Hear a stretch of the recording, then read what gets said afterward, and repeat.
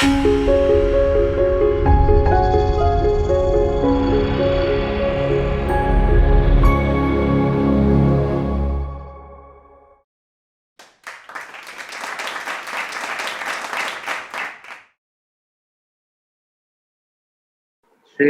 नमः। सदाशिवसमारम्भां शङ्कराचार्यमध्यमाम् अस्मदाचार्यपर्यन्तां वन्दे गुरुपरम्पराम्। ईश्वरो गुरुरात्मेति मूर्तिभेदविभागिने व्योमवद्व्याप्तदेहाय श्रीदक्षिणामूर्तये नमः। भारतीकरुणापात्रं भारतीपदभूषणं भारतीपदमारूढं भारतीतीर्थमाश्रये विद्याविनयसम्पन्नं वीतरागं विवेकिनं वन्दे वेदान्ततत्त्वज्ञं विधुशेखरभारती. So when we speak about kama or rati or any other terms related to that, we immediately connect it to the notion of sexuality, the notion of erotic desire. But in Hindu tradition, the term kama itself has a more broader meaning, more broader understanding of desire itself, and not just the erotic desire. However, it is also true that throughout different traditions, different sampradayas, different textual traditions, kama has been specifically in a special way associated with erotic desire as well. So generally, so today in this presentation, I would be I would be explaining one the broader meaning of kama in the sense of desire, and what are the different subtleties that associated with the different dimensions associated with it, especially the notion of purushartha associated with it. But also, I will be towards the end also be focusing on the special meaning of kama as erotic desire. This is there. It's not that they are two completely distinct things. It is more of how the erotic desire itself is understood in the Hindu tradition. Today, sexuality is a much debated topic with various opinions, ranging from some people portraying sex as a taboo subject in Hindu tradition. We may all see this today. Whenever every year when the Valentine's Day comes, a lot of people go and throw stones at stores and do all those things. So this is because they consider uh, these discussions, these topics as the taboo subject. And on the other extreme, we have a lot of academic narrative, lot of media narrative that cherry pick certain information from India's past and Indian text and portray Hindu philosophy as voodoo and a mix of voodoo and pornography. And Indians at large are heavily influenced by the Victorian notions of sexual prudishness, a result of British colonialism. So things are very complicated as they stand today. On one hand, we have this Victorian prudishness. On the other hand, we have a blind imitation of the modern Western phenomenon, like frameworks of feminism and free sex and such things. So the things have become so much worse that there are certain academic narratives which even sexualize symbols like Bhagwan Ganapati's trunk. They give a sexual meaning to it. So this is the, the academic and even otherwise the situation is pretty messy. We are in a messy condition because we have been disconnected from a holistic and an integral understanding of desire, of karma, from a Indian Hindu civilizational perspective. So, in this presentation, I will make an attempt to present karma in this holistic manner by locating it within the larger framework of Purusharthas and investigating how this karma or the notion of desire as a whole and as well as the in a special sense the erotic desire has been conceptualized in Hindu philosophy by not only drawing from Hindu texts like Shruti, that is Veda, and Smritis and Ityasa Puranas, but also from Kama Shastra and Bhakti and other traditions. So I will be doing a quick review, so to speak, of not just the Kama Shastra tradition, but also the whole thing. And the interesting bit here is people assume that when we speak of Kama Shastra, there is only one text, that is the Kama Sutra of Vatsyayana. But this is not so. It is a tradition. It is a textual tradition itself. There were texts which predate, which go before, which are older than Kama Sutra of Vatsyayana, and there are also texts which come later after Kama Sutra Pachana. So it is not just one textual thing. So it was a alive tradition for since till last 100 200 years ago. So with this very brief introduction, let me start with something as basic as defining karma. The Sanskrit. Sorry. So let me begin with defining definition of karma, because that is where we can start, because without this fundamental understanding what is karma, nothing else will make sense. So the Sanskrit term karma is derived from the verbal root kamam kantau, and it has a number of different but interrelated meanings. According to major Sanskrit English dictionaries, they list a number of English translations. Words like wish, desire, longing, love, affection, object of desire, object of love, object of pleasure, pleasure itself, enjoyment, so many different meanings. One of the modern scholar, Joanna Macy, defines karma as a felt need for something. It's a need for something, something which we do not have, a sense of duality between the subject and the object for which desire is felt. That is, we are in a certain state and there is something that we want, and this want, this need, desire, this icha, so to speak, is what is karma. But of course, this is at a surface level. We will just see now from the Shastras, from the text, how they define it. In fact, the survey of Hindu texts show that there are twofold definitions of the term karma. One is the definition of karma as desire, and the other is the definition of karma as pleasure. Pravritti and Pratiti. We will see that shortly. One is the cause and the other is end goal, and I will just explain what do I mean by that. Let us take first the aspect of desire in the twofold definition. And this is the most common understanding of karma as desire. Even the title of this today's talk is Hindu perspective of desire, right?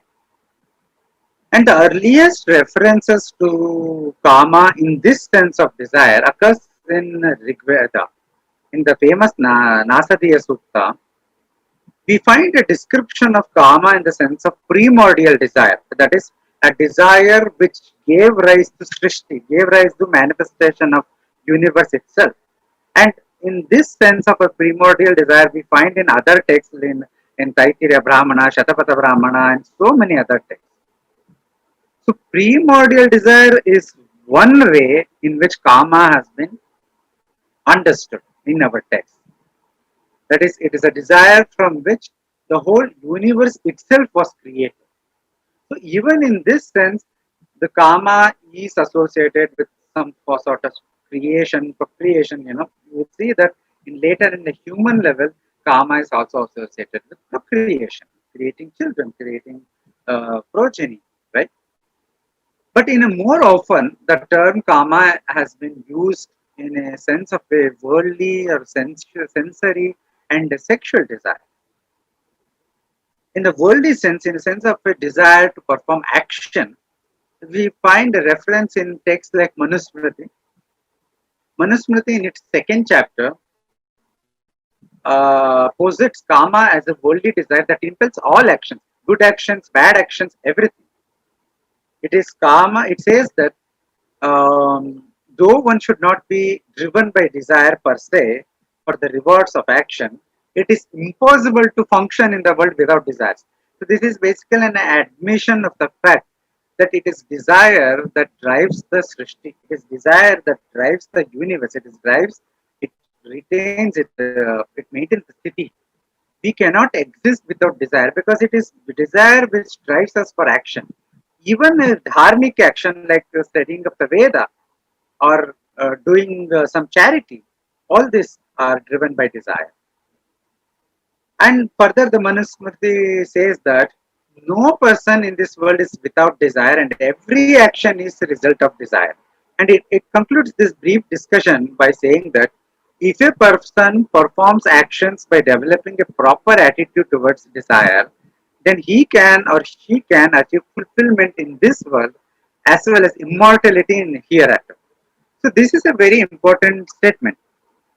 What it is saying, it is stressing the need to develop a proper attitude towards desire, and such a proper attitude will help us to attain fulfillment of our desires, attain pleasure, attain enjoyment, happiness in this world, and further it will help us to attain immortality hereafter. Here immortality refers to in the sense of the highest goal, and we will see towards the later part of the presentation what this highest goal is and why it is saying so.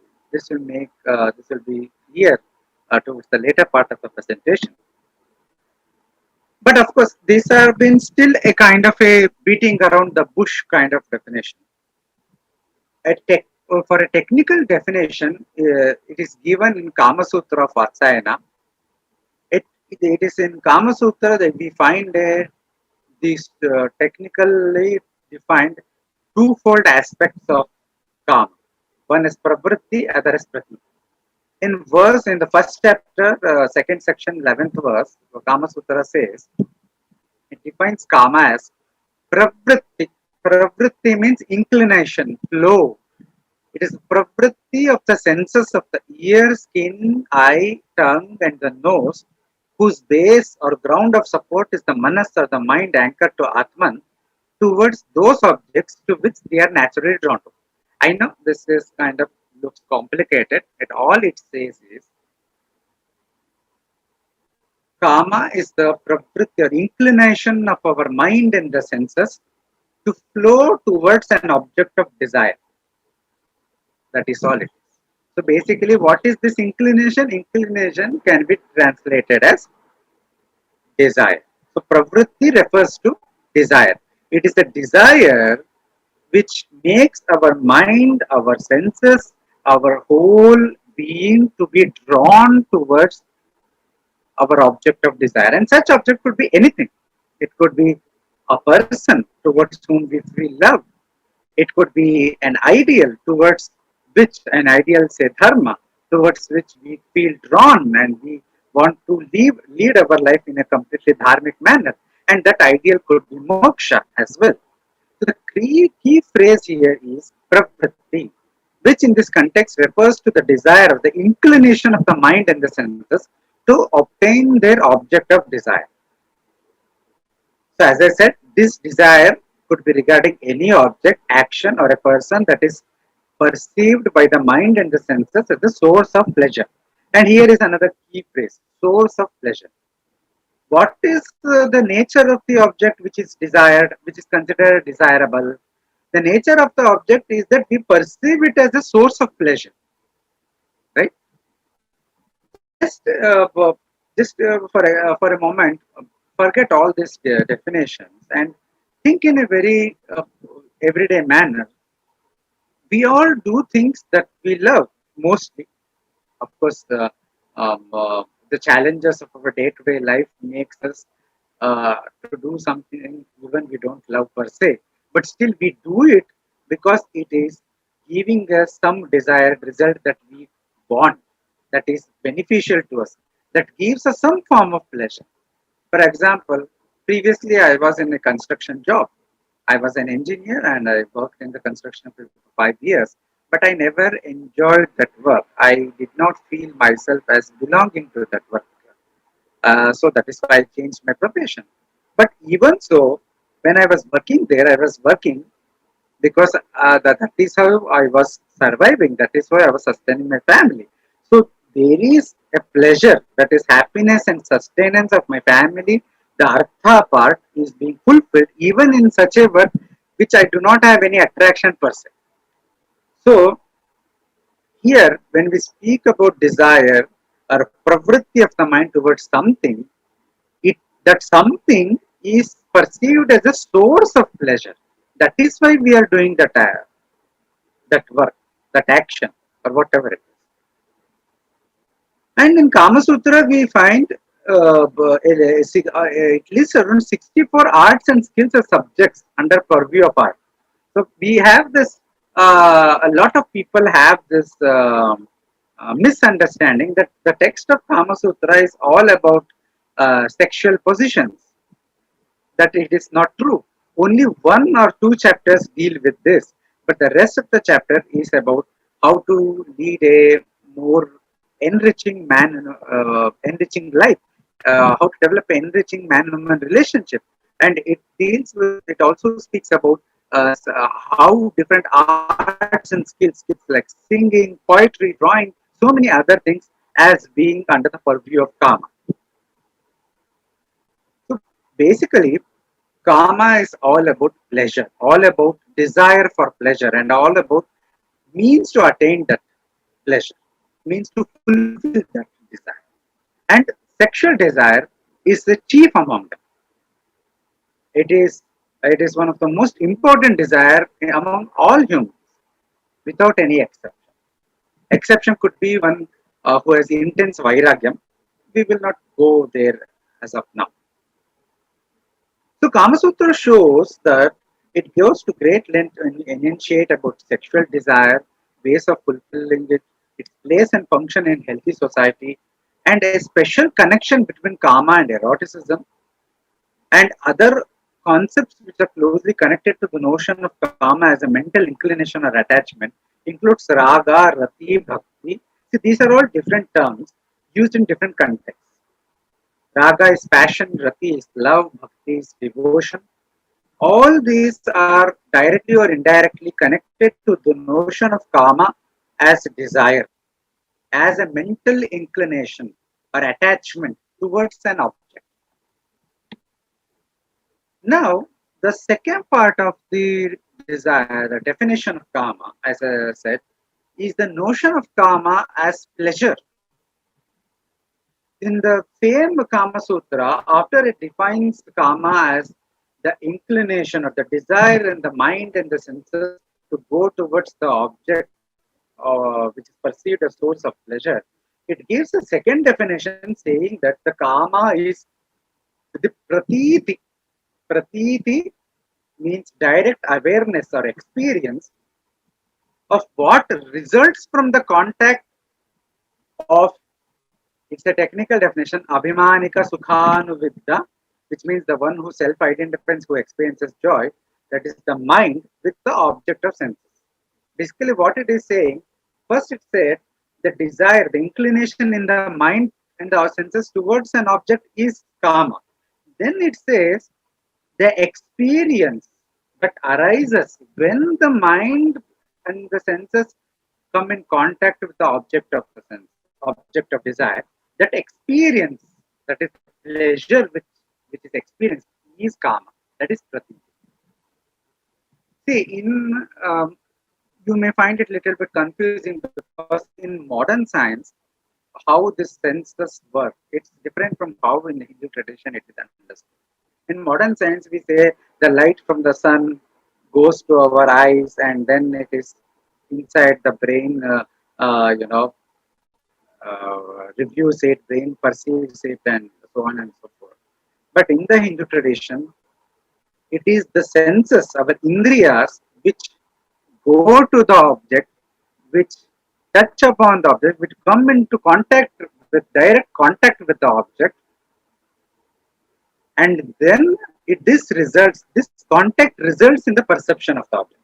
That is why this definition says that pratiti, direct experience away that arises from contact of the mind and the senses with the object, right?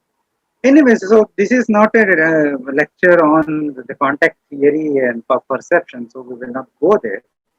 The key phrase here is pratiti, which means pleasure experience. It means direct awareness or experience. Because it is about desired object, this experience is in the form of pleasure. So pleasure experience when one attains the object of desire through the direct contact. So now Kama Sutra therefore provides dual definition of Kama being pravritti and pratiti. Pravritti refers to desire, which is the means, and pratiti is the pleasure, which is the end goal. Why is it means and end goal? Because it is because we first arises the desire to have something, and then to fulfill the desire, then we pursue that object of desire. And at the end of the pursuit, there is an experience of pleasure because of attainment of that object. So the desire is the means, pleasure is the end. So this dual definition is very vital for a holistic understanding of Kama as a Purushartha. Now, Purushartha, I am sure most of you are aware of this term, Purushaha Artha. Purushartha, it has two parts, Purusha and Artha. Purusha refers to human, Artha means meaning or purposes. All those actions which are meaningful to us, which leads to some meaningful end result, is a Purushartha. And in the conventional model, we have four Purusharthas: Dharma, Artha, Kama, Moksha. Dharma is defined as ethical ethical principles, our duties, those which gives us karmic merit or punyam. Artha is material prosperity, Kama is material pleasures, and Moksha is ultimate mukti, liberation from cycle of birth and death or spiritual emancipation. This is the conventional model. This is the conventional definition. Now, the question is, of all the Purusharthas, which is important, which is less important, which is more important? Is there a hierarchy? In the conventional model, yes, there is an hierarchy. For example, Kama Sutra enunciates that among the three Purusharthas, see, among these four Purusharthas, Dharma, Artha, Kama, Moksha, Dharma, Artha, Kama refers to this world itself, and it is sometimes called as Trivarga, three categories. When we say Trivarga, it refers to Dharma, Artha, Kama. Among this, Kama Sutra says Dharma is superior to Artha and Artha is superior to Kama. Similarly, Gautama Dharma Sutra says that one should pursue all the three Purusharthas but chiefly attend to Dharma. On the other hand, according to the Upanishads, Moksha is the highest Purushartha. So, if we gather all these assertions from different texts, the Dharma Shastras, from Mahabharata, from Upanishads and all, so we in the conventional model, what is being posited is this: the Dharma is the primary Purushartha. That is, among the three Vargas, it is the most important one. It is to be chiefly attended to. And Artha and Kama are secondary Purusharthas that act as auxiliary to Dharma. Because it is the Dharma which upholds Artha and Kama. And finally, the Moksha is the ultimate Purusharthas because ultimately all this journey of life, birth, death, life, birth, death, birth, death, the whole cycle, it ultimately ends in Moksha. So this is the conventional model.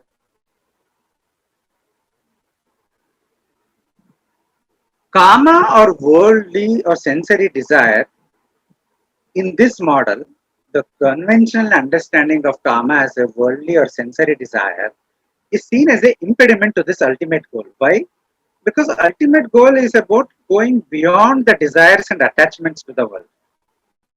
So Kama in a narrow sense of erotic desire is also seen as a big obstacle in the spiritual path, necessitating the practice of brahmacharya and vairagya.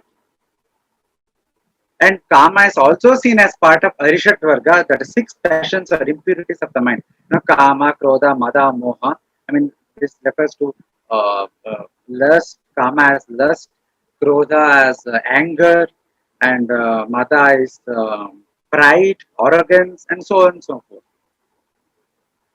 So this is a conventional model, and there is nothing wrong in this conventional model. It is correct in its own sense. But here, the understanding of karma is in a very limited sense, is in a sense of from the standpoint of what is the ultimate goal, which is moksha. But not all of us are immediately competent to attain moksha because moksha is not easy.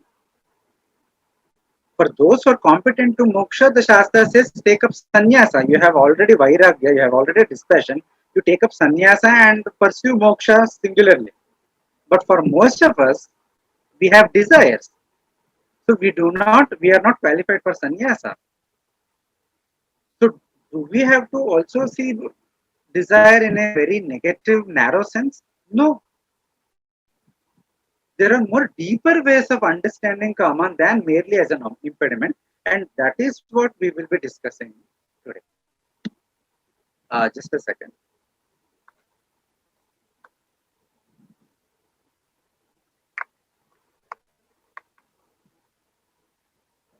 So I will be making certain um, certain conclusions, and I will be substantiating those conclusions.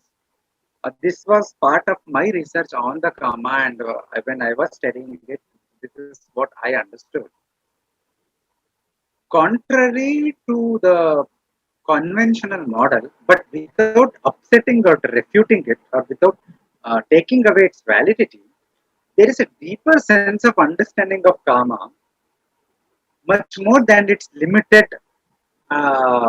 function as an auxiliary to dharma. Instead, there is an understanding that karma can be perceived as a primary purushartha itself. Not just that, karma can be understood as the ultimate purushartha also. And towards the end of the presentation, I'll also show that karma can be understood as the only true purushartha, and the rest are merely figuratively so. But let us not jump ahead. Let us start with this. Karma as the primary purushartha. This is the proposition. Kama is the primary, fundamental Purushartha. Among all the four Purusharthas, the fundamental primary Purushartha is Kama. How so? Because in conventional model, it is auxiliary. It is merely subsidiary to Dharma and Artha. This interesting perspective is presented in the Shanti Parva of Mahabharata. In the Shanti Parva, there is a discussion between the Pancha Pandavas and Vidura about which Purushartha is primary, which Purushartha is most important. Vidura posits that primacy of dharma. Arjuna posits the primacy of artha. Nakula and Sahadeva posit the primacy of artha and dharma together. They say that artha and dharma to be always pursued together, united in each other. And Yudhishthira at the end posits moksha as the supreme. But before Yudhishthira, after Vidura, Arjuna, Nakula, Sahadeva speaks, and just before Yudhishthira speaks, Bhimasena gives his opinion on the issue. And it is he who argues for the primacy of Kama. And he makes very interesting, very convincing arguments about why Kama is a primary Purushartha. And we will see some of this. We won't be able to go to the whole chapter in Mahabharata. But this is some of the gist that I have just copy pasted some relevant portions from the Ganguly translation. Bhima says, a person without kama does not desire artha. A person without kama does not desire dharma. A person without kama cannot follow the path of desire. Here, he's so therefore kama is the best. So what he is saying, in the conventional model, there are four purusharthas. The three is the trivargas, right? The dharma, artha, kama. He's saying that without kama or the desire, one will not pursue artha, one will not pursue dharma, and one will not even pursue kama also. So kama in the larger sense of desire is at the heart of all pursuits. It's the heart of the pursuit of Purushartha itself. It is because they are united with kama that the rishis are controlled in their austerities. There are others who are engaged in chanting of Vedas, devoted to studying. Merchants, farmers, herdsmen, craftsmen, everybody is engaged in the task of the gods because of kama. It is kama that drives action. And so basically, he's saying every person in the world acts driven by action, driven by kama. So kama is the beginning point of all action. All action. Kama is the beginning point of all pursuit of all purushartha. So kama is the cause of all purusharthas. And this kama has many forms, he says. Everything is driven by kama. There is nothing, there was nothing, and there will be nothing that is beyond the simple fact of kama. O great king, this is the essence, and the dharma and the artha are dependent on it. So he makes another important point. He says, though in this conventional model it is said that artha and kama are dependent on dharma, in my view, it is kama which is the essence, and dharma and artha which is auxiliary, which is dependent on it. Kama is to dharma and artha what butter is to the curds. So what is this relationship between them? Kama is the dharma is to dharma and artha. What is butter is to the curds. But what is butter? Butter, when we process the curds, you get the essence of the curd in the form of butter. Similarly, oil is better than what is left of the oil seeds after the extraction of oil. Kama is like the oil which is extracted from the oil seeds, the essence. Ghee is better than what is left of the milk after churning. Good fruit is better than wood. Kama is superior to dharma and artha. Just as honey comes out from the juice of the flowers, like that, happiness comes from kama. One must serve dharma, artha, and kama in equal measure. If a man serves only one of these, he is the worst. This is an interesting observation, and we will be seeing the implications of it. Though he has upheld kama as the most primary thing, as the essence, as the juice, as the butter, as the ultimate juice, yet he says one must pursue dharma, artha, and kama in equal measure. And previously he has said kama has many different forms. And he says those who pursue only one of them is the worst. Those who pursue two of them is the medium. And the superior person engages in all of them, he is the wise. These are some of the very strong statements, strong and interesting statements, interesting perspectives. But each sentence that Bhimasena makes has a very deeper insight. It is not, those who have watched the Mahabharata serial of the 1990s, all of us tend to think Bhima, we don't think perceive Bhima as an intellectual. But in the Mahabharata, he is portrayed as one of the most intelligent person, one of the most learned person. And he is not just about all power and no intelligence. So this is one of such incidents where his intelligence, his understanding comes forward. If we have to summarize Bhima's arguments, there are three significant ideas that he expresses. Significant arguments, three arguments he proposes for establishing primacy of kama among the three purusharthas. He says, first he says, the kama is the root of all actions. This is an idea enunciated in Manusmriti also, and he notes that kama in the sense of desire is the cause of dharma and artha. So the first idea is kama as desire, as the means, is cause of dharma and artha. It is the means for achieving dharma and artha. It is the cause of dharma and artha. Therefore, without desire, there is neither dharma nor artha. And both are fully dependent upon kama.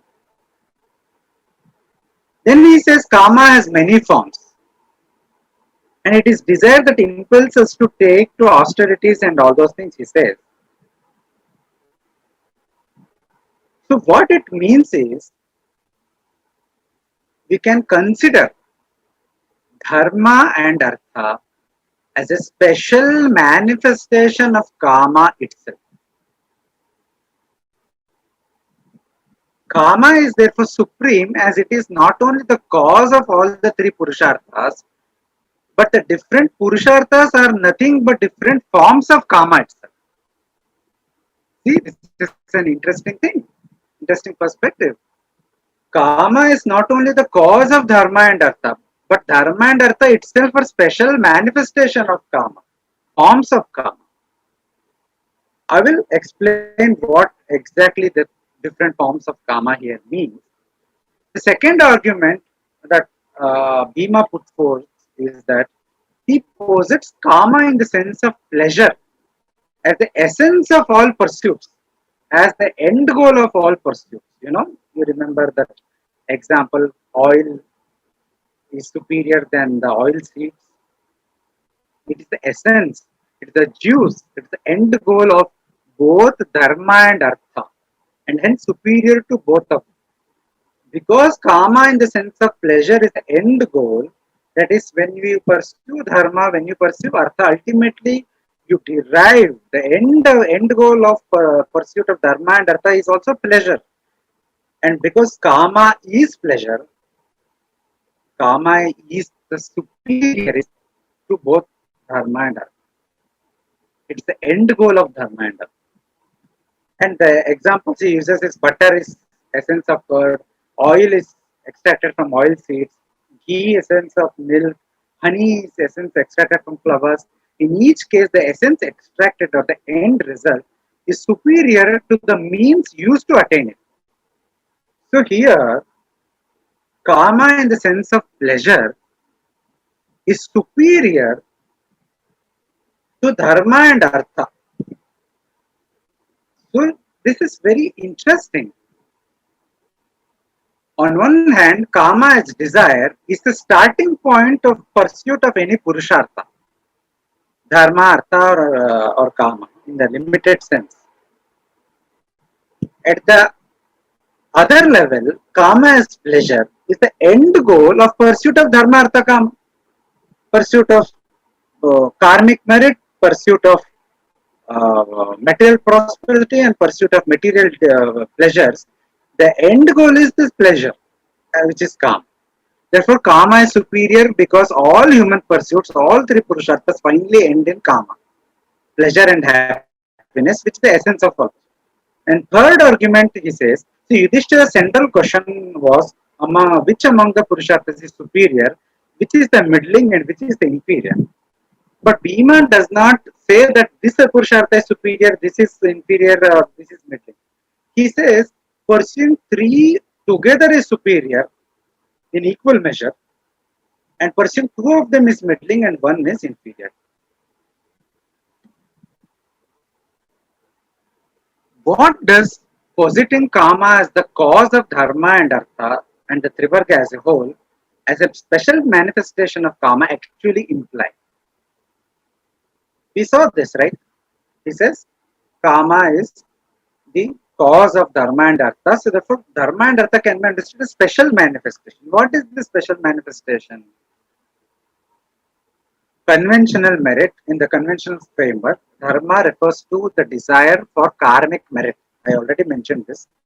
Artha refers to desire for wealth and prosperity, and kama refers to desire for erotic and other mundane pleasures. Kama here is used in very limited sense. But now we are thinking about kama in a larger sense of desire itself. And in this larger sense, larger universal sense, then all desires are kama, including desire for karmic merit, desire for wealth, desire for eroticism, desire for material prosperity, desire for mundane pleasures. Everything is desire. Therefore, ultimately,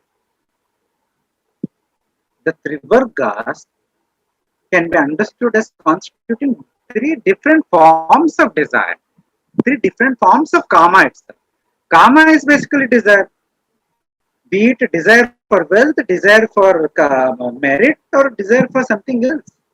Therefore, the universal sense of kama as desire is that it is the cause of all purusharthas, but at the same time, all the purusharthas, dharma, artha, kama in the conventional model, they are actually special manifestation of kama itself. Therefore, dharma and artha are special manifestation of kama itself. They are different forms of kama. In the case of dharma, the kama is in the form of desire for karmic merit, punyam. In the case of artha, it is in the form of desire for artha, the prosperity. And then there is, of course, desire for mundane pleasures as well, which is called as kama and conventional model. Further, without the principle of desire, neither dharma nor artha is possible at all, because it is desire which impels our action required to acquire dharma and artha. This kama is the cause of both dharma and artha. Till now, I hope this is not becoming too much, and you are able to grasp what I am trying to say. Till now, we discussed about Trivarga, Dharma, Artha, Kama. So the next question is, what about moksha? So in with respect to Dharma, Artha, Kama, we said that Kama is the cause of Dharma and Artha. Therefore, Kama is the primary Purusha. Primary Purusha. Because it is what causes the other Purusha. But this is true with respect to moksha as well. And this is not covered in Bhima's argument in the Mahabharata. To understand this, we need to go for Vedanta Darshana, the Upanishad Darshana. In the Upanishads, moksha is posited as the highest goal, and it defines moksha in a particular way as attaining the knowledge of Brahman. Brahmavid apnoti param. The knower of Brahman attains the highest. And at various places, it enunciates certain eligibility criteria that a seeker must have to, to practice the required sadhana to attain moksha. Moksha is not surmuri that we simply eat, right? We have to do Vedanta practice, Vedanta sadhana to attain that. But to even become eligible for Vedanta sadhana, we need to have certain eligibility criteria, right? So Upanishads speak about it in different ways in different Upanishads. So Shankaracharya, Adi Shankaracharya Bhagavad Pada, in his Viveka Chudamani, has brought all this the diverse eligibility criteria spread across the Upanishads into fourfold categories called as Sadhana Chatushtaya. They include Viveka or discrimination between real and unreal, Vairagya, dispassion towards worldly objects, Shatka Sampatti, group of 6 qualities related to mental and sensual restraint of the mind and the senses, etc. And finally, the fourth and most important as far as we are concerned is the quality of mumukshutva, a burning desire for liberation from the cycle of birth and death. This, among all the competences, most important is mumukshutva. Why? Because without a burning desire for liberation, a person will not even begin making an efforts to attain qualification criteria, the sadhana chatushtaya, to perform Vedanta sadhana. Mumukshutva, therefore, is the primary cause, which impels one to first pursue and attain sadhana chatushtaya and then practice Vedanta sadhana to attain moksha. So mumukshutva is not the immediate cause of moksha, but it is the primary cause. It is without mumukshutva, moksha is meaningless. It is impossible. So mumukshutva is the primary cause which through successive steps ultimately results in moksha. But what is mumukshutva? We already defined. Mumukshutva is a burning desire for liberation. Burning desire, right? Desire. So mumukshutva is nothing but desire. But here the object of desire is not a material object, but the object of desire is ultimate liberation. But whatever, irrespective of the objective of desire, there is a desire. Because the object of desire is such a special thing, mumukshutva is a special manifestation of kama. It is another different form of kama, another special form of kama itself. So, as a corollary, we can say that kama in the form of mumukshutva is the root cause of moksha as well. It is not the immediate cause, it is not the direct cause, it is not the cause that immediately gives moksha, but it is the root cause, without which one will not even start the journey towards moksha. So, till now, the first proposition that I made was kama as a primary purushartha. In the conventional model, dharma is the primary purushartha, but I have showed through this presentation that we can also understand that kama is the primary purushartha in a very deeper sense, because kama refers to desire as a whole, and desire is of different forms. If such a desire is for punyam, it is dharma. If such a desire is for material prosperity, it becomes artha. If such a desire is for mundane pleasure, in the conventional model, this is called as kama. So, the trivargas are all special manifestations of desire itself. And now we saw that even moksha, the root cause of moksha is the burning desire for moksha. Therefore, mumukshutvam is also the special manifestation of kama, which is the root cause of moksha as well. Therefore, even for moksha, kama is primary. So, kama is a primary purushartha with respect to all the four purusharthas in the conventional model. Kama is the primary purushartha. Now is the second proposition, which is kama as parama purushartha. The definition of primary purushartha, kama as primary purushartha, was mainly focused on kama as desire. But now we will focus on kama as pleasure. I already showed that be it dharma, artha, kama, we can perceive their end goal as pleasure.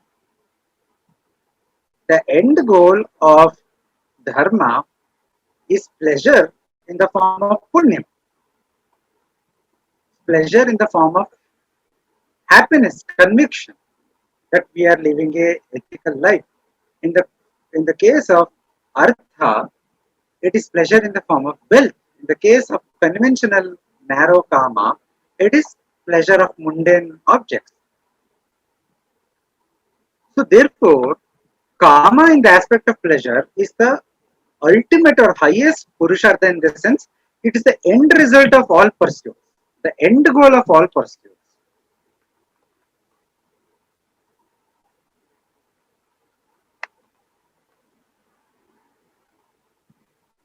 Let us first examine the Trivarga, the Dharma, Artha, Kama. Here again, we see that the kind of pleasure is different. Just as there were three forms of desire, there is three forms of pleasure also. A pursuit of artha leads to pleasure in the form of reinforcement of one's self-identity and sense of social worth. This understanding, the Raja Bhoja in his Sringara Prakasha has given a wonderful enunciation of. He says that those pursue only artha, they do not pursue wealth because they are able to use that wealth to attain some form of pleasure. For example, using that wealth to getting a very costly massage, which is pleasurable to us. No, they pursue artha for the sake of artha, for the sake of sense of social worth. See, I am rich. I have this, I have that, I have these many cars, I have these many houses. So I am so much materially prosperous. So this sense of self-identity, self-confidence, sense of worthiness, self-worth and social worth, they derive from the pursuit of earth. It is this sense of self-assurance and social worth is called as pleasure, can be understood as pleasure.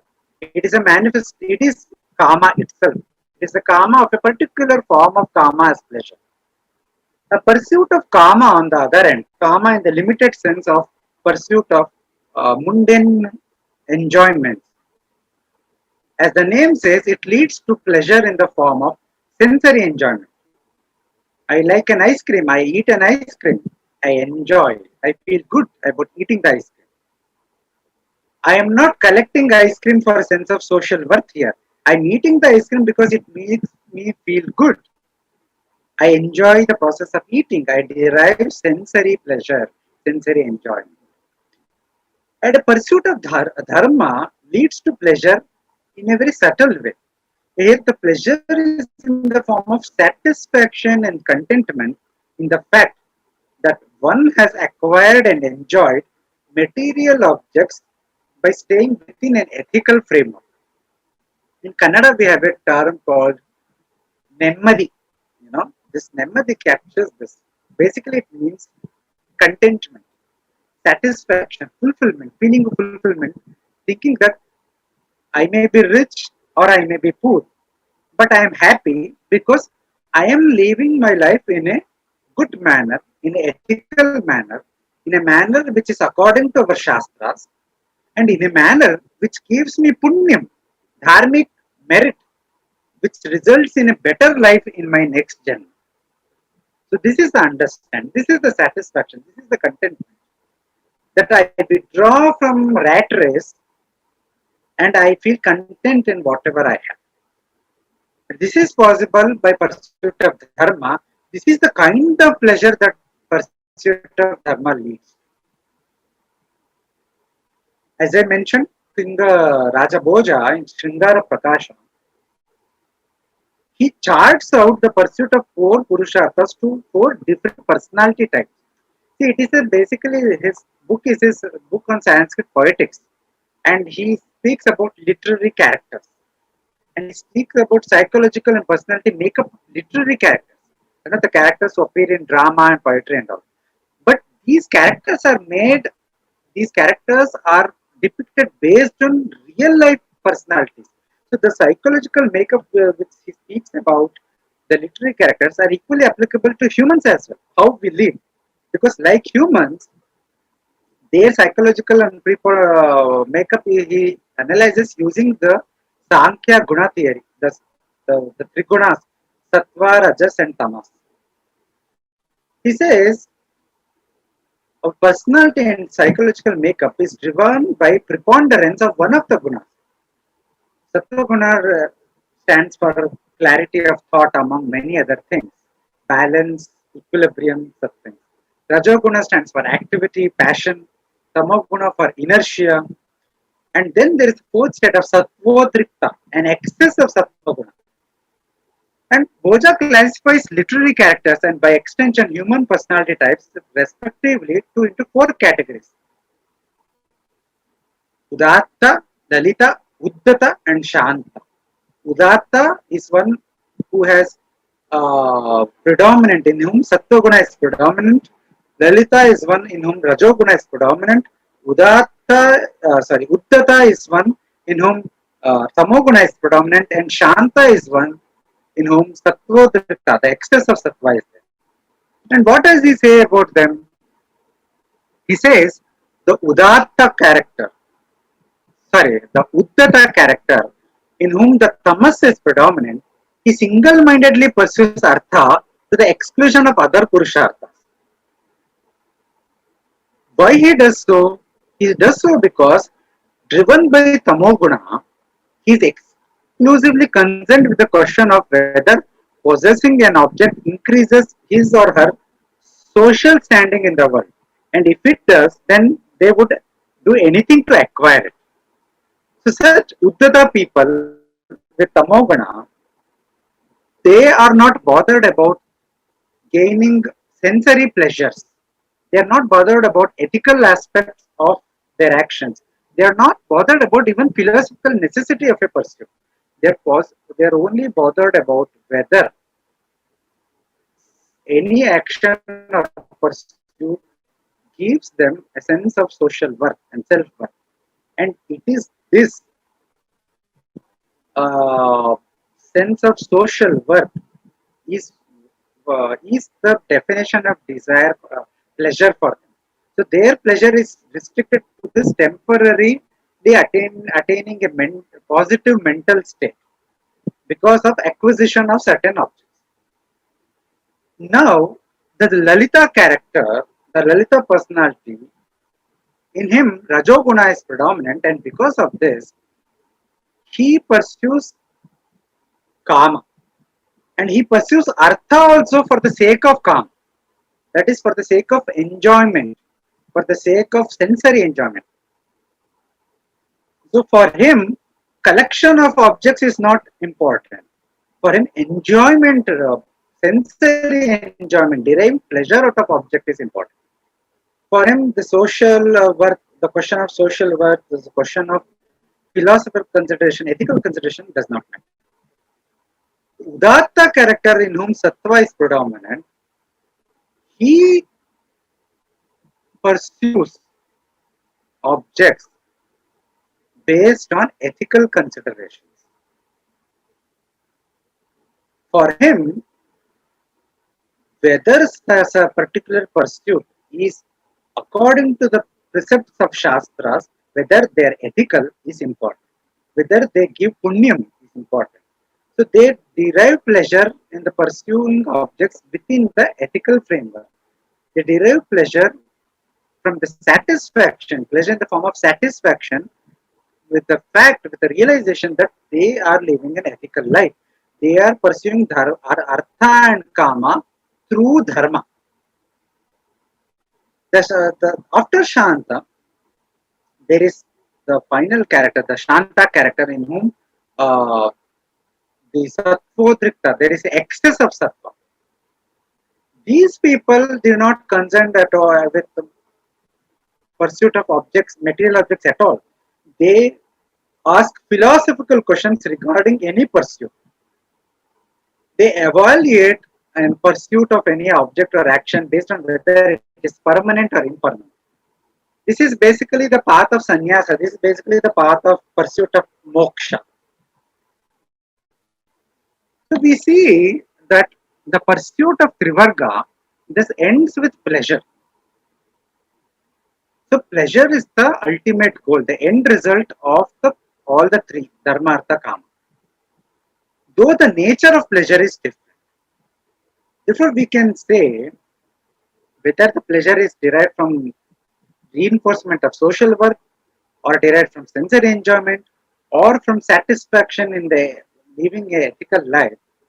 All these pleasures are kama itself. Therefore, kama is the parama purushartha. It is the ultimate goal. It is the end goal of the trivargas, dharma, artha, kama. However, the question of moksha remains again, and Boja's model do not really answer, fully answer. For this, again, we need to examine Vedanta and the Bhakti traditions. And such an examination will show that Kama is non-different from Brahman. Moksha is the supreme state of Kama itself. And Bhakti is also special manifestation of Kama. I will show this. I'll be detailing this. Kama versus Moksha. In the Vedanta, as I said, Moksha is defined as knowledge, attaining the knowledge of Brahman. Brahman is called as Sachidananda Swarupa. By attaining knowledge of Brahman, one becomes Brahman. One exists as Brahman. This is what Vedanta says. What does existing as Brahman mean? Brahman is understood as Sachidananda Swarupa, who is existence, Sat, who is Chit, consciousness, who is Ananda or bliss. For our purposes, Ananda is enough. Ananda or the bliss aspect is important. In the Taittiriya Upanishad Bhashya, Shankaracharya says, The Ananda can be understood in two ways based on whether Ananda arises from the contact of the subject and the object, as in the case of worldly happiness. Remember the definition of Kama in the Kama Sutra? Or the second kind of Ananda is that which is natural. This is what Shankaracharya says. The first case of Kama is arises from the contact of mind and the object of pleasure, right? The mind, senses, and the pleasure. So that is what is Kama in the general sense. But he says there is another kind of Ananda which is natural. What is this natural? By Ananda which is natural, Adi Shankaracharya means Ananda that is Brahman. He further explains worldly bliss as a particle of bliss that is Brahman. See this. He says Ananda in its natural condition, natural state, in its real state, in its absolute state, is Brahman, is non-different from Brahman. And it is this Brahman who is actually called as Anandam. And whatever this worldly happiness or sukha we experience is merely a particle, is merely a small portion of that Ananda which is Brahman. Ananda, which is Brahman, itself becomes transmuted, transformed into this impermanent worldly sukha because the knowledge becomes covered up by avidya. So now if you are not familiar with Vedanta, this may be difficult and this is not needed. What is enough to understand that the Upanishads describe Ananda as the ultimate reality. Ananda as Brahman itself. And it is the true Ananda. It is the natural true Ananda. And whatever worldly happiness we experience is merely a portion of that Ananda. So what does that mean? It means that Kama, Ananda is actually absolute state of Kama itself. Kama is itself moksha because Ananda is Kama itself. Ananda is bliss or ultimate pleasure. Pleasure in the form of ultimate way, not in the worldly sense. Kama is also that Shankaracharya calls this worldly pleasure or Kama as Ananda, right? Why is it so? Because they are two different words for the same concept. So Ananda is described in Upanishad as Kama itself. This Kama is Brahman. And moksha, which is understood as attaining Brahman or existing as Brahman, can be called as supreme state of Kama. So we can now speak about Kama in a worldly sense and Kama in its supreme absolute state. So this supreme state of Kama as Ananda is also a special manifestation of Kama, right? Special manifestation of Kama in the sense of pleasure, not as desire. So it is no surprise that in texts like Lalita Sahasranama is a very famous text. It speaks about glory, the 1,000 names of Devi Lalita. And it equates this Lalita with Brahman itself. The Upanishadic Brahman is equated with Lalita by the Sahasranama. And therein, among the names of Lalita, it has names such as Maharati, Mahabhoga, Bhogini, Ratirupa, Ratipriya, Kamya, Kamakala Rupa, Shringara Rasa Sampurna, all these names which associate with her pleasure, supreme enjoyment, the enjoyer, the great delight. She who is in the form of pleasure, just imagine. She who is in the form of pleasure, she is who is pleasure herself. So we see that Kama is the ultimate pleasure. As the ultimate pleasure, Kama is the ultimate Purushartha also. It is the Parama Purushartha. So this understanding can be got from not only from the Upanishads but also from the Bhakti tradition. In the Bhakti tradition, the moksha is not per se understood as the highest goal. I mean, it has a slightly different understanding of the highest goal. In the Bhakti tradition, um, we need to understand the highest goal is attainment of Ishvara Sakshatkar. But what is the definition of bhakti? We translate bhakti as devotion. But what is the devotion? Narada Bhakti Sutra defines bhakti as parama prema rupa. Chandilya Bhakti Sutra defines it as Paranurakti Riti Ishware. Prema, Anurakti. Prema means love, Anurakti means attachment. These are all nothing but other names for Kama itself. Only difference is in the mundane Kama, the object is mundane object. With respect to moksha, the object is Brahman, Nirguna Nirakara. But here in Bhakti, the object is Ishvara, Saguna Brahma. So we can see that Bhakti is a special manifestation of Kama itself, because Bhakti by definition is Prema, Anurakti, attachment, love, desire. And the end goal of, what is the end goal of such a Bhakti? End goal of such a Bhakti is Amrita, immortal bliss. End goal of such a Bhakti is attaining Ishvara itself, is attaining the bliss, attaining the form, the complete Sayujya. So that is also Anandam, because Ishvara is of the form of Anandam, Swarupa of Anandam, right? See, however you see it, Kama as a desire makes Kama as the primary Purushartha. Kama as pleasure makes Kama as the ultimate Parama Purushartha. Most interestingly, and I think from the previous discussion, it becomes obvious that we can now say that Kama alone is the true Purushartha. And this is the argument that Madhusudana Saraswati is one of the great Vedantin, who was also a great Bhakta, Krishna Bhakta. He was in, I think, 12th, 13th century. In his Bhagavad Bhakti Rasayana, which is based on Bhagavad Purana, wherein he gives his theory of Bhakti, he provides a definition of Purushartha itself. It provides a definition of Parama Purushartha, and he conceptualizes Sukha as the true Purushartha. He says that what is the highest goal of life? What is the Parama Purushartha? Purushartha means goal or purpose. Parama Purushartha means highest goal. What is the highest goal of life? And he defines this highest goal of life as Dukkha Asambhinna Sukha. Dukkha Asambhinna Sukha, that is Sukha or happiness, which is unmixed with sorrow. In the world, in worldly pursuit,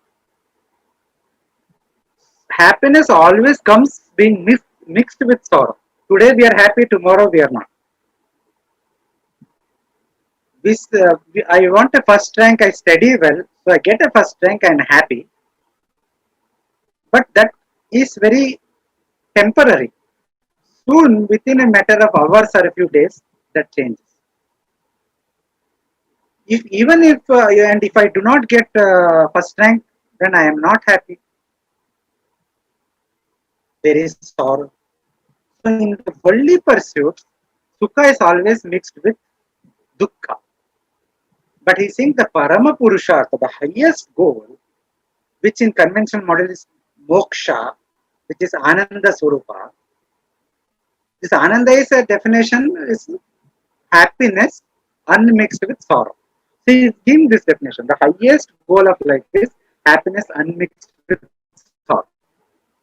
And then he says, and this is very important, he says, it is the established doctrine of all systems that bliss, ananda, unmixed with any suffering, is the highest goal of life. The commonly accepted view, the conventional view that there are four goals of life. There are four purusharthas, namely dharma, which is duty, artha, which is wealth, acquisition of wealth, kama or acquisition of mundane pleasure, and final liberation or moksha. They are to be taken figuratively. The conventional model is to be taken as figuratively in a metaphoric sense. This is because, like the saying, the flow is life. It suggests that things which are really and means are in fact the ends. You know, because of the flowing of the earth, when you flow the earth, the farmers, it ultimately results in the the crops coming up. It is not directly, it is itself is not the life. It is a means to life in the form of crop. Similarly, the four purusharthas are called the ultimate goals of life only in a figurative sense, in the sense that they are really means, they are not the end results. So Madhusudana says our thesis is that bliss alone, sukha or ananda alone is the goal of life. So the traditional view does not upset this proposition that sukha alone, sukha unmixed with dukkha is the true purushartha, because the traditional understanding the fourfold goals is figurative. It is actually a reference to the means, not the goal. And he further notes the religious duty, the acquisition of wealth, acquisition of pleasure are not in themselves independent goals. So dharma, artha, kama are not independent. The bliss or pleasure arising from them is the goal of life. We can therefore omit the qualification arising from dharma, arising from artha, etc., because they lead to proximity and excessive restriction, and demonstrate that anandam or sukha or kama alone is the goal of life. And adds that even final liberation is to be considered as goal of life because it leads to supreme bliss. You see how Shankara, Madhusudana, and everyone, the definition ultimately comes to this, that anandam is the supreme goal. The kama is the supreme goal. Kama is the true purushartha. This is what Madhusudana is essentially saying, that the four Purusharthas are not in themselves the goals of life, they are figuratively so. They are the means that leads to the true goal of life, which is happiness or pleasure. In the case of pursuit of Trivarga, the pleasure or happiness is temporary and mixed with sorrow. But in the case of moksha, that the end result, the happiness is permanent, and it is marked by complete absence of sorrow. Therefore, the highest goal of life is the state of this dukkha sabinna sukha.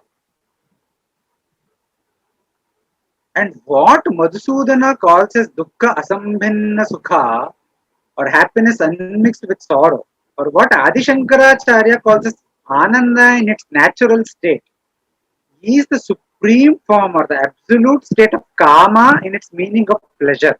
And this pleasure is characterized by complete absence of pain and sorrow. The absolute kama is thus the parama purushartha. Absolute kama is thus the true purushartha.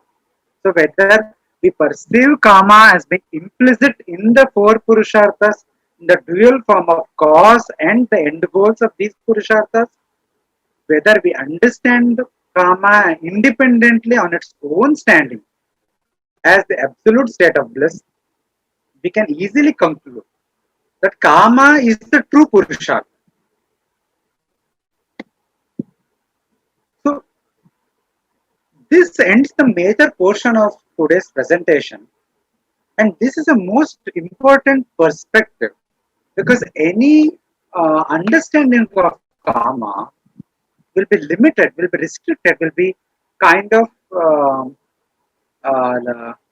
kind of incomplete without this understanding of karma as a independent purushartha. Karma as a purushartha which is the true purushartha. It is the parama purushartha. It is the primary purushartha. With this, we can see that in Hindu tradition, in Hindu scheme of things, karma is not a negative thing. Karma is not something to be demonized.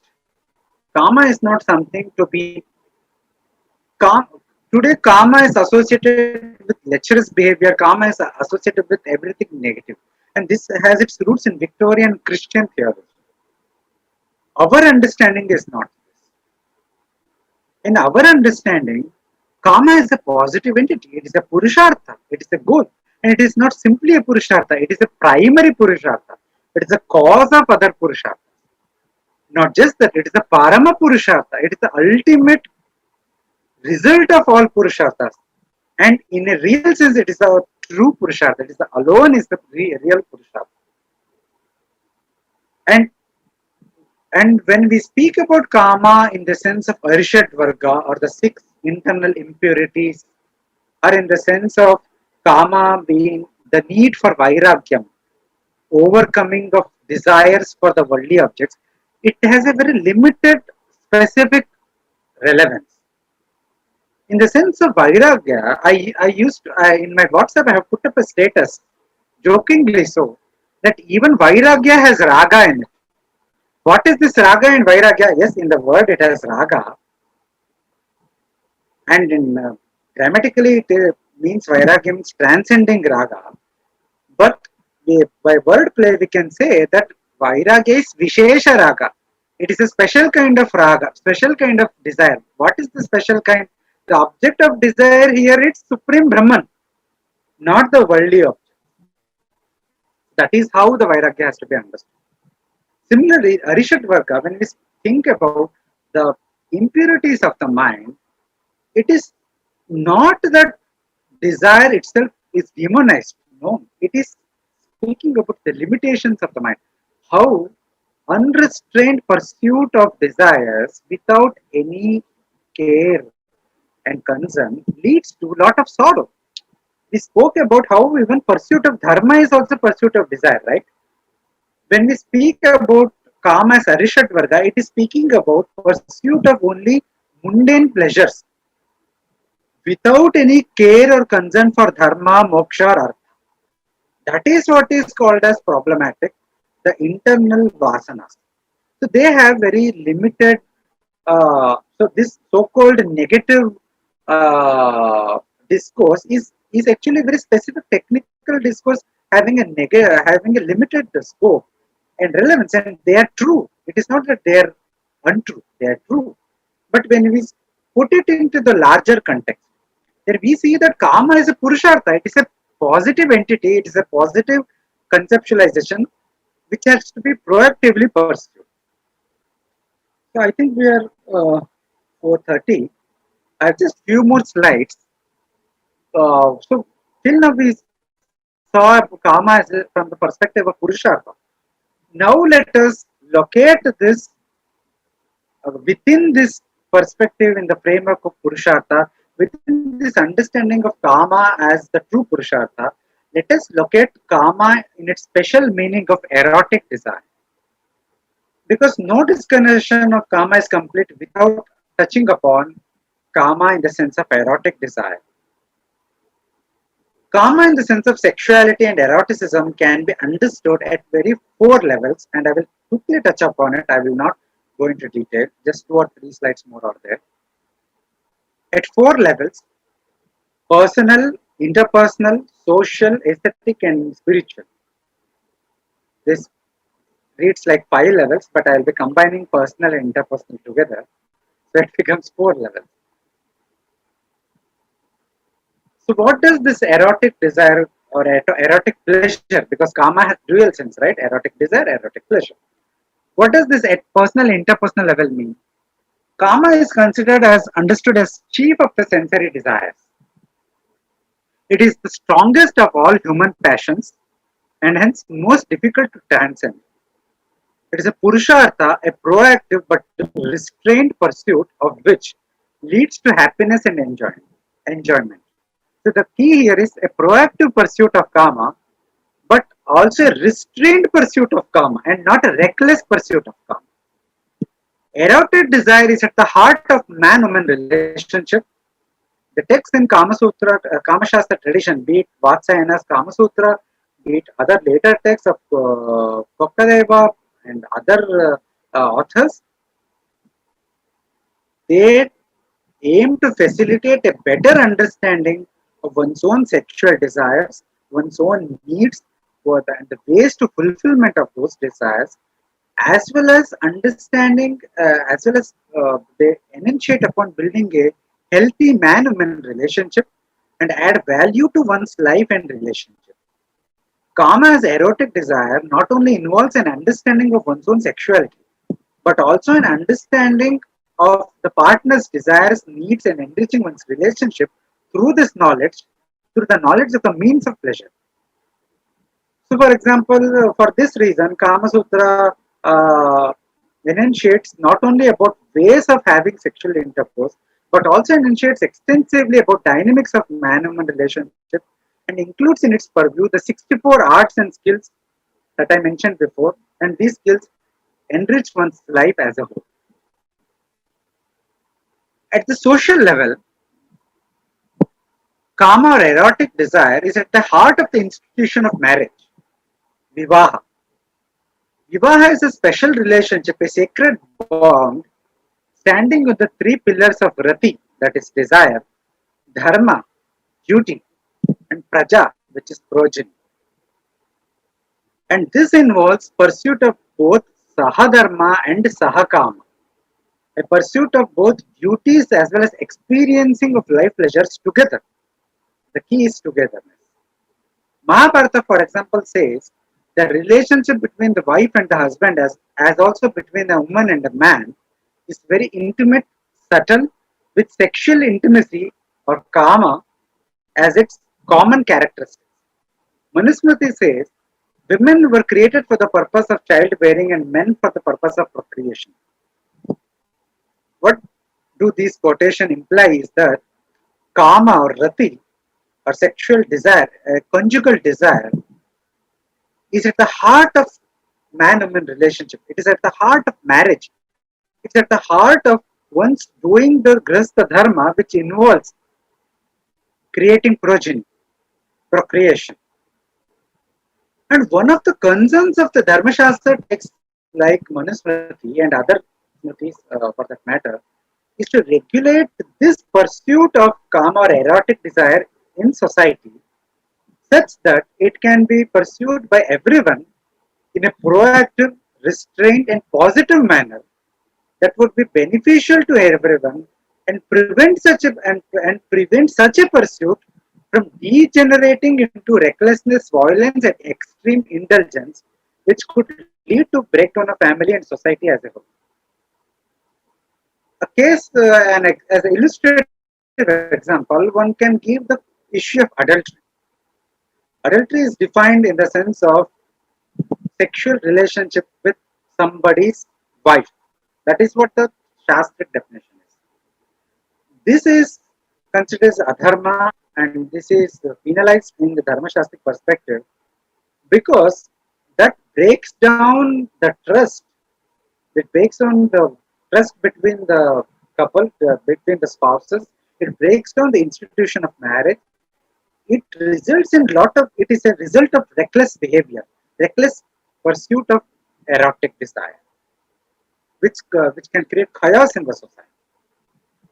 So now, so we see karma at treatment of karma at the level of pleasure, at the level of personal, interpersonal, uh, real, at the level of physical pleasure. That is what Kama Shastra tradition do. And then at the level of society, at the level of dharma, at the level of how karma can be, erotic desire can be pursued in a regulated, in a proactive manner without causing any negative impact in the society. That is the concern of the Dharma Shastra. So in the Kama Shastra, the concern is personal, interpersonal. In the Dharma Shastra, the concern is at the social level. And then we have at the Kama, treatment of Kama or erotic desire in the aesthetic level as well. When this Kama or Rati, that is conjugal love, erotic love, is enacted on the stage in a literary form, it gives rise to Shringara Rasa, the aesthetic experience of love in the spectators. This Rati, here the Rati, which is the erotic love, is the Sthai Bhava, the permanent emotion, which when enacted on the stage, it transforms in the form of rasa or aesthetic experience of Shringara. See how in the Hindu scheme of things, the kama is successively purified, so to speak, from purely physical to a level of aesthetics. When we read a poet, romantic poetry, or perceive it romance on the stage, it is no longer merely about physical attraction, physical love. It is deriving the aesthetic pleasure of Shringaram by watching the enactment of love on the stage. And finally, this kama or erotic desire is further, I don't know whether the purified is the correct term here. It is further refined. Yeah, refined is a better word here. From physical, social, aesthetic, and now it is raised to the level of spiritual, raised and refined to the level of spiritual. In the Brihadaranyaka Upanishad, we find the notion of sex as yajna. It equates sexual intercourse with yajna. The verse basically, I have used a old translation, and it doesn't matter for the purpose, it is enough. The translation says, her lap is a sacrificial altar, her hairs, pubic hairs are the sacrificial grass, her pubic skin is the soma press. The two labia of the vulva are the fire in the middle. Verily, indeed, as the great as is the world of him who sacrifices the Vajpaya sacrifice, so great is the world of him who practices sexual intercourse. Basically, what the verse is saying, it equates sexual intercourse with Vajpaya sacrifice. Vajpaya is one of the very famous form of yajna, very great yajna which gives great punya. So here, practice of eroticism, the sexuality, the sexual intercourse, is treated as a form of worship, an act to not only gain pleasure but also a sacred act, an act for obtaining progeny, and an act which gives spiritual upliftment. And this is a repeating theme. We find understanding of sexual intercourse as meditation. In the Vijnana Bhairava Tantra, when Bhagavan Shiva explains to Shakti about the 112 types of meditation that leads one to enlightenment and spiritual emancipation, he includes a few meditations which involves sexual intercourse. I won't go into the details of these meditation techniques. You can simply search internet and Vijnana Bhairava Tantra and read them. And sex is also utilized in Tantra sadhana. Not all Tantra sadhanas, but in certain Tantra sadhanas, notably in the Vama Marga and Vama Marga tradition and Virachara practices. Sexual intercourse is utilized to purify the primary elements and then attain samadhi. You know the Panchamakara, right? The 5 M's. One of the M is this one, Maithuna or sexual intercourse. Samadhi is basically a state. We can in a simplified language we can say Samadhi is a state where ego vanishes. In a sexual act as well, when the two partners unite together and when their passions reach a peak for a very brief moment, both will experience a state of non-ego. This is experience which everybody who has had a sexual intercourse uh, know by first hand. Very brief moment when one experiences a state of non-ego. In the Tantra sadhana, this is utilized. Attainment of this state of non-ego, they utilize it to harness it and transform it into a state of samadhi. And then, now we saw in the Yajnika perspective, from the perspective of meditation and in the utility in Tantra sadhana, but erotic desire is also utilized in bhakti. Devotion, in some sense, is the ultimate refinement of erotic love. Not all form of bhakti is of this kind.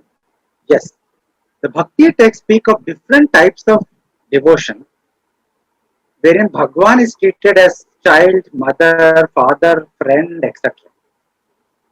But among one such form of bhakti is the Shringara bhakti, or what is also called as Madhurya bhakti, wherein Bhagwan is treated as one's consort or one's spouse. In this context, wherein the Bhagavan or one particular form of Bhagwan is treated as one's consort or spouse, then the practice of bhakti is in the form of conjugal love. It's the expression of erotic love towards that Bhagwan itself. Famous examples are, of course, the gopis from Srimad Bhagavatam, the gopis of Vrindavana, who all perceived Krishna as their husbands. Mirabai is another good example. Akka Mahadevi is another good example. Andal, Akka Mahadevi is from Karnataka, Andal is from Tamil Nadu. Shiva Bhaktas, there are the good examples. Akka Mahadevi is a Shiva Bhakta.